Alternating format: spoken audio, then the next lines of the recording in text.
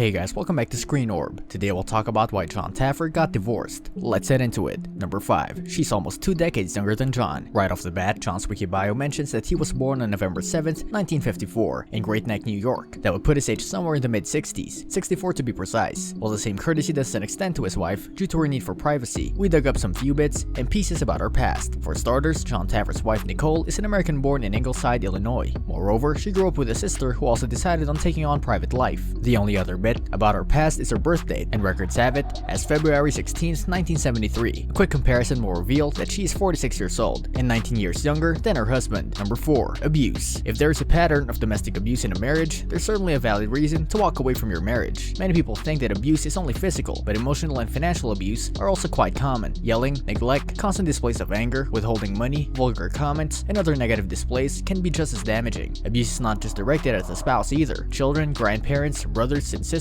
friends, or other people who live in the house for some reason can be targets of abuse as well. Threats to their well-being are just as concerning as any threats to a spouse. However, many people are oblivious to the truth that Nicole Taffer is Jon's second wife. Furthermore, we know nothing about his first wife nor the reason for their divorce. However, judging from the TV host's personality, we're not one to speculate, but his anger issues could have been a formidable factor leading to his divorce. Moreover, Jon has often gone on record to state that Nicole is the only one who can handle his outbursts of rage. Number 3. Money. Financial disagreements are a common cause of divorce. What is the number one cause of divorce of America? It depends who you ask. Rankings will vary from study to study, but one of the most common causes of divorce always centers around money issues. Money issues can make married couples crazy because money touches so many parts of all people's lives. No matter how much money you have or not, there's always some issue of money as a primary connector in marriage. That means it's also a primary flashpoint for arguments and in many cases a motivating factor in divorce. Money issues can wreck a marriage in so many different ways. Number 2. He started his career by losing $600,000. When Taffer spoke with Business Insider in 2015, he was quick to point out it hasn't been all smooth sailing for him, and he knows exactly what some of the bar rescue owners are facing. His first experience as a business owner was a shocking failure, and while he's keeping quiet on most of the details, he said he lost about $600,000 on that deal. He signed some contracts and did some things that cost me